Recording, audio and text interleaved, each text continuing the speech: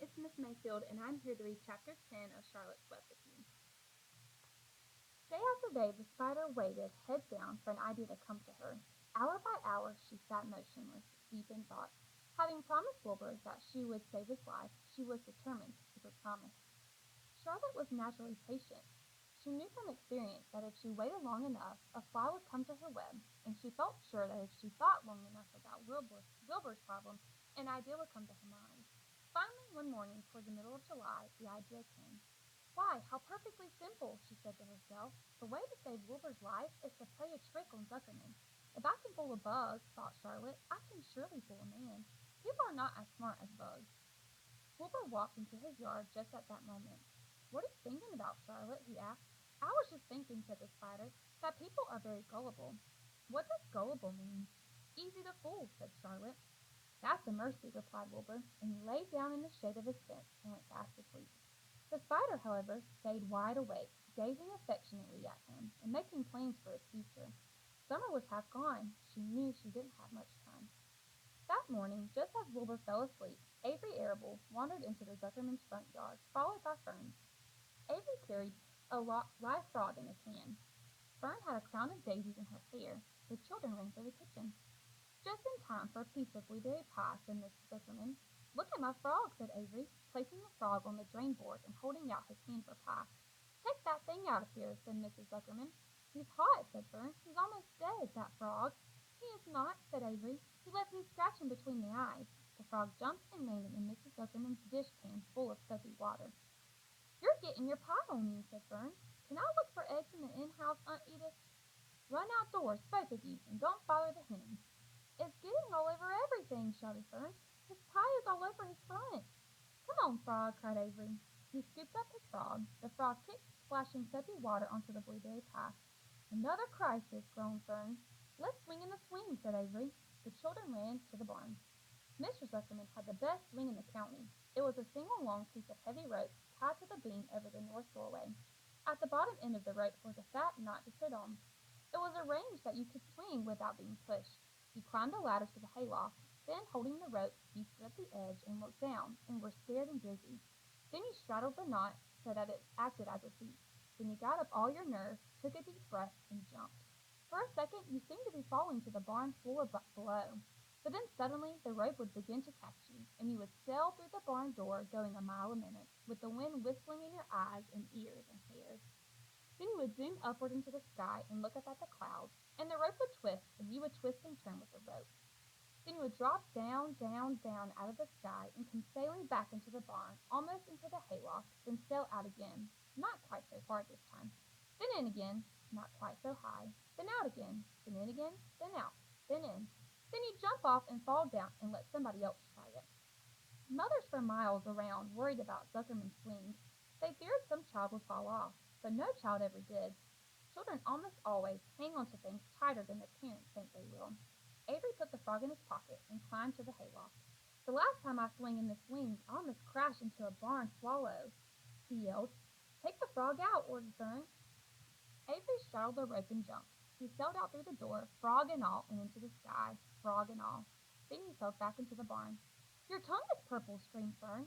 So is yours, cried Avery, sailing out again with the frog. I have hay inside my dress. It itches, called Fern. Scratch it, yelled Avery as he sailed back. It's my turn, said Fern. Jump off. Fern's got the itch, sang Avery. When he jumped off, he threw the swing up to his sister. She shut her eyes tight and jumped. She felt the dizzy drop, then the supporting lift of the swing. When she opened her eyes, she was looking up into the blue sky and was about to fly back through the door. They took turns for an hour. When the children grew tired of swinging, they went down toward the pasture and picked wild raspberries and ate them. Their tongues turned from purple to red. Fern bit into a raspberry that had a bad tasting bug inside it and got discouraged. Avery found an empty candy box and put his frog in it. The frog seemed tired after his morning in the swing. The children walked slowly up toward the barn. They, too, were tired and hardly had energy enough to walk. Let's build a tree house, suggested Avery. I want to live in a tree with my frog. I'm going to visit Wilbur, Fern announced. They climbed the fence into the lane and walked lazily toward the pig pen. Wilbur heard them coming and got up. Avery noticed the spider web, and coming closer, he saw Charlotte. Hey, look at that big spider, he said. It's tremendous. commanded Fern. "You've got a frog. Isn't that enough?" "That's fine. Spider, and I'm going to capture it," said Avery. He took the cover off the candy box. Then he picked up a stick. "I'm going to knock that old spider into this box," he said. Wilbur's heart almost stopped when he saw what was going on. This might be the end of Charlotte if that boy succeeded in catching her. "You stop it, Avery!" cried Fern. Avery put one leg over the fence of the pig pen. He was just about to raise his stick to hit Charlotte when he lost his balance. He swayed and toppled and landed on the edge of Wilbur's trough. The trough tipped up and then came down with a slap. The goose egg was right underneath. There was a dull explosion as the egg broke and then a horrible smell. Fern screamed. Avery jumped to his feet. The air was filled with terrible gases and smells from the rotten egg. Simpleton, who had been resting in his home, scuttled away into the barn. "Good night!" screamed Avery. "Good night! What a stink! Let's get out of here." Fern was crying. She held her nose and ran toward the house. Avery ran after her, holding his nose. Charlotte felt greatly relieved to see him go. It had been a narrow escape. Later on that morning the animals came up from the pasture, the sheep, the lambs, the gander, the moose, and the goose, and the 7 goslings. There were many complaints about the awful smell, and Wilbur had to tell the story over and over again of how the arable boy had tried to capture Charlotte, and how the smell of the broken egg drove him away just in time. "It was that rotten goose egg that saved Charlotte's life," said Wilbur. The goose was proud of her share in the adventure. "I'm delighted that the egg never hatched," she gambled.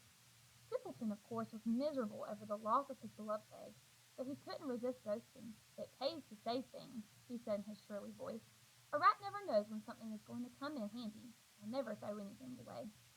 "Well," said one of the lambs, "this whole business is all well and good for Charlotte, but what about the rest of us? The smell is unbearable. Who wants to live in a barn that is perfumed with rotten eggs?" "Don't worry, you'll get used to it," said Simpleton. He sat up and pulled wisely at his long whiskers, and crept away to pay a visit to the dump. When Lurvy showed up at lunchtime carrying a pail of food for Wilbur, he stopped short a few paces from the pig pen. He sniffed the air and made a face. "What in thunder?" he said. Setting the pail down, he picked up the stick that Avery had dropped and pried through the trough up. "Rats!" he said. "Phew! I might have known a rat would make a nest under this trough. How I hate a rat!" And Lurvy dragged Wilbur's trough across the yard and kicked some dirt into the rat's nest, burying the broken egg and all Simpleton's other possessions. Then he picked up the pail. Wilbur stood in the trough, drooling with hunger. Lurvy poured. The slops ran cleanly down around the pig's eyes and ears. Wilbur grunted. He gulped and sucked and gulped, making swishing and swooshing noises, anxious to get everything at once. It was a delicious meal. Skim milk, wheat nibblings, leftover pancakes, half a doughnut, the rind of a summer squash, 2 pieces of stale toast, a third of a ginger snap, a fish tail, 1 orange peel, several noodles from a noodle soup, the scum off a cup of cocoa, an ancient jelly roll, a strip of paper from the lining of a garbage pail, and a spoonful of raspberry jello. Wilbur ate heartedly. He planned to leave half a noodle and a few drops of milk for Simpleton. Then he remembered that the rat had been useful in saving Charlotte's life, and that Charlotte was trying to save his life. So he left a whole noodle instead of a half. Now that the broken egg was buried, the air cleared and the barn smelled good again. The afternoon passed and evening came. Shadows lengthened. The cool and kindly breath of evening entered through the doors and windows. Astride her web, Charlotte sat moodily, eating a horsefly and thinking about the future. After a while, she bestirred herself. She descended to the center of the web, and there she began to cut some of her line. She worked slowly but steadily, while the other creatures browsed. None of the others, not even the goose, noticed that she was at work. Deep in his soft bed, Wilbur snoozed. Over in the favorite corner, the goslings whistled a night song. Charlotte tore quite a section of her web, leaving an open space in the middle. Then she started weaving something to take the place of the threads she had removed. When Simpleton got back from the dump, and around midnight, the spider was still at work. Thanks for reading.